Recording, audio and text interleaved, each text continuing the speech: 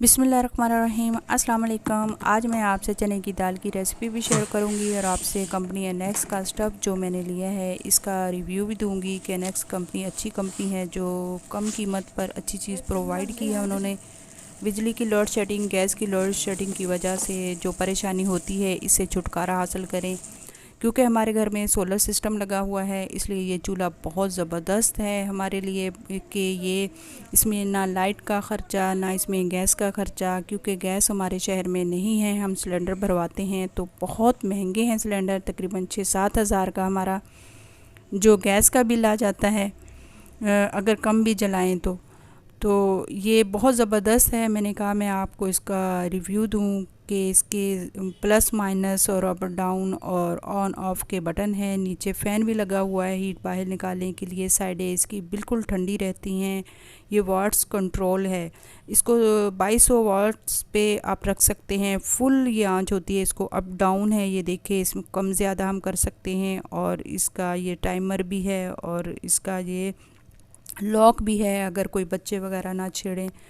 तो ये जब हम इसको इस्तेमाल करते हैं तकरीबन ये 20 मिनट तक ये गर्म रहता है। इसकी साइडें बिल्कुल ठंडी होती हैं, कोई भी नहीं, सिर्फ ये इसकी जहाँ प्लेट लगी होती है वहीं से गर्म होता है।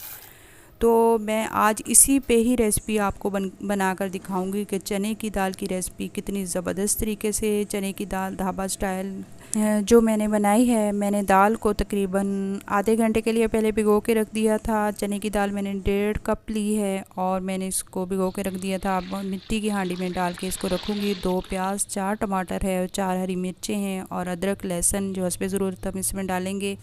बॉईल करते वक्त मैंने कुछ भी नहीं डाला, ना उसमें हल्दी डाली ना इसमें नमक डाला है, खाली इसको ऐसे ही बॉईल के लिए रखा है। अब इसको देखूंगी और टमाटर और प्याज और हरी मिर्चें, अदरक लहसुन ये सारी चीज़ें निकाल लूँगी और निकाल के इसको मैं अलग इसको ग्राइंड करूँगी। जूसर के जग में मैं इनको बहुत फ़ाइन ग्राइंड नहीं करना, हमने थोड़ा सा इसको ग्राइंड करना है। दाल माशाल्लाह से देखें कितनी ज़बरदस्त तरीके से तकरीबन हमारी 80% दाल गल चुकी है और ये मैं सारे निकालूंगी और इसके टमाटरों के छिलके इसके ऊपर से उतार के इनको ग्राइंड कर लूँगी। ये सारे इसके रिमूव कर देंगे, टमाटर के छिलके होते हैं। और मैंने दूसरी तरफ जो ऑयल रखा था, सरसों के ऑयल में हम खाना बनाते हैं तो उनको पहले काफ़ी हीट में पकाती हूँ और बाद में वही मसाले जो मैंने ग्राइंड किए थे वो डाल दिए। और ये इसमें स्पाइसेस जाएंगे, धनिया है, सुरख मिर्च, कुटी लाल मिर्च है, हल्दी और थोड़ा सा गरम मसाला है और नमक हस्बे ज़रूरत है। जितना आप पसंद करते हैं अपने खानों में उतना आप डालें। सिंपल मसाले हैं, कोई इसमें इस तरह का मसाला नहीं है जो हम बाज़ार से लेकर डालें। और वैसे भी दाल बनती ही इन मसालों से अच्छी है और जितने इसमें ज़्यादा मसाले डालते जाएंगे दाल का जो जायका है वो दब जाता है, दाल का जो टेस्ट है वो नहीं आता।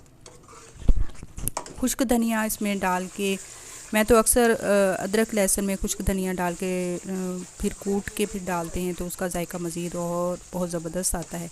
ये देखें मसाला हमारा बहुत अच्छा सा भुन गया था और मैंने उसको वैसे ही लो हीट पर मैंने रख दिया था चूल्हे पर। जो दाल को तकरीबन 5 मिनट वहाँ इसको हो गए हैं और इसमें अब मैं मसाला डाल दूँगी और बहुत जल्दी और बहुत झटपट बन के ये तैयार होती है दाल। सिर्फ वही 10-12 मिनट में ये दाल हमारी पक के तैयार हुई है और इतनी ज़बरदस्त और ये बन के दाल तैयार हुई है।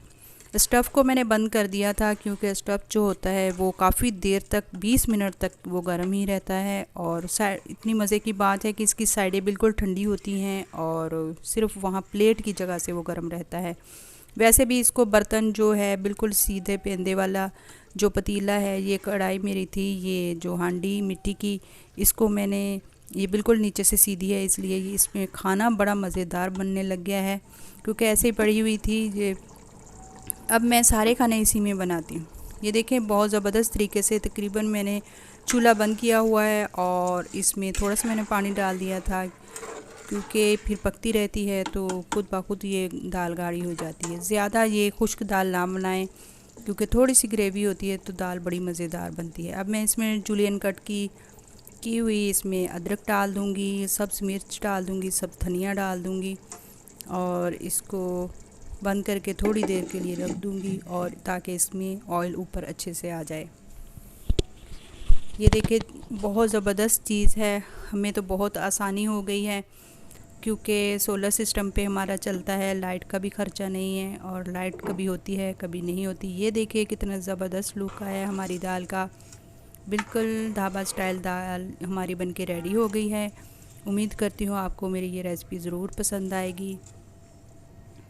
इंशाल्लाह अब रमज़ान भी आ रहा है, रमज़ान में जो रोज़ की होगी रूटीन और जो चीज़ें बनेंगी, और अब महंगाई के दौर में ये दौर ऐसा आ गया है कि दिल ही नहीं करता कि कोई चीज़ हम लगाएं, कि अब जो देखें जिनके घरों में नहीं पकता वो क्या सोचेंगे, वो भी तमन्ना रखेंगे, उनके दिलों में भी होगा कि हम भी इसी तरह बनाते। तो बहुत हौसले वाली बात है कि अल्लाह ताला सबके रिस्क में इजाफ़ा फ़रमाए, अल्लाह ताला हर किसी की परेशानियों को दूर फ़रमाए। और बहुत सारी दुआओं के साथ अब मैं आपसे इजाज़त चाहूँगी। बहुत सारा अपना ख्याल रखिएगा, अपने बड़ों का, बच्चों का बहुत सारा ख्याल रखिएगा। अब मिलेंगे इंशाल्लाह बहुत जल्द अगली रेसिपी में। अगर आप नए हैं तो मेरे चैनल पर आएँ, आपका बहुत बहुत शुक्रिया।